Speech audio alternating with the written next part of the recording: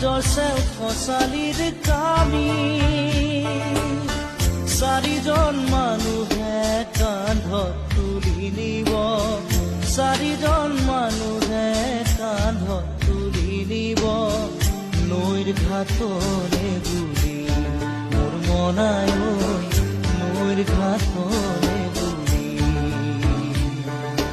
দেহৰ ভৰসা নাই বুজিছানে নাই